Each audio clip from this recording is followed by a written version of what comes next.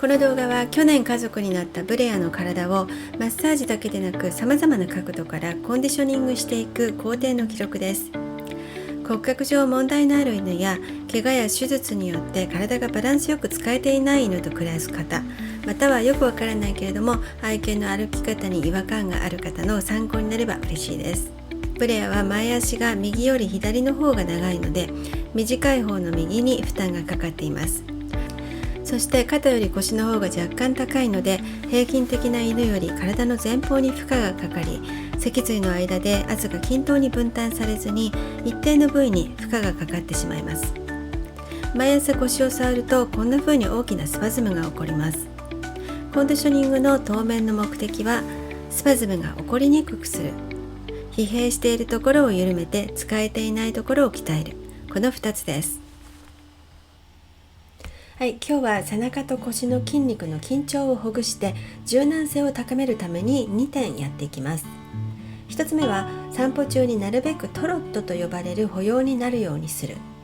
そして2つ目は右回り左回りが同じくらいスムーズに回れるようにする、この2点です。普段散歩の時ブレアは基本的にペースと呼ばれる歩様です。側対歩とも呼ばれるこの歩様は左右の前と後ろの足が同時につく歩き方です。ペースは疲れている時や痛みがある時など、どこかかばう時になりがちな歩様ではあるため、シニア犬の歩様であるとか省エネモードの歩様であるというふうに言われてきましたが、実際のところペースは無駄にエネルギーを消費してしまう歩様だということをですね、私最近、学びました。ペースの一番の問題は、重心が左右にぶれてしまうということです。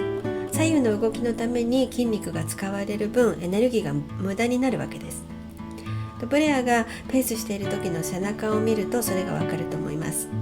お尻を振っているように見えるので股関節に問題があると早合点されやすいんですが、確かにこんな歩き方をする股関節形成不全の犬は多いですけれども、必ずしも、股関節や膝関節の問題ではないんです。ブレアの背中や腰回りはいつも疲れてスパズムが起きているし、肩より腰の方が高いので、背骨が傾斜していることも考えると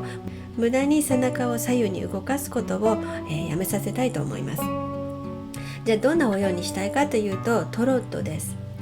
トロットまたは斜対歩と呼ばれるこの歩様は対角にある前後の足が同時につきます。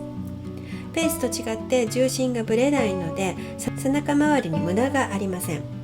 ブレアもトロット中は背中がまっすぐに保たれて後ろ足を振り入れるような動きにはなっていません。ペースは歩く速度が変わるタイミングで起こる歩様なんです。一番遅いウォークは、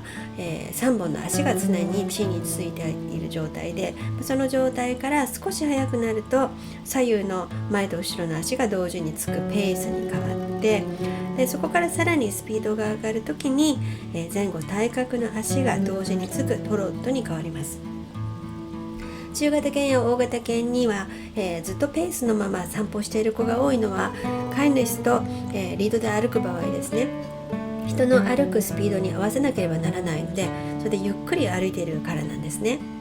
私も散歩中ずっとブレアにトロッとさせようと思ったら走らなければならないので、結構きついです。でもできる限りメリハリをつけてトロットをさせて、訓活中にですね、休憩を取りたいと思います。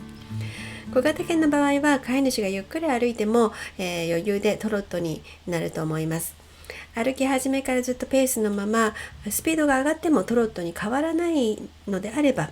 どこをかばっているのか観察を始めるといいと思います。過去の動画ではですね、ペーシングが、スタンダードな犬種もあると言ってきたんですけれども、最近それが間違いであることが分かりましたので、ここで訂正させてください。オールドイングリッシュシープドッグとか、イングリッシュスプリンガースパニエル、ナポリタンマスティフなど、がその犬種ですけれども、結論はですね、どんな犬種であっても、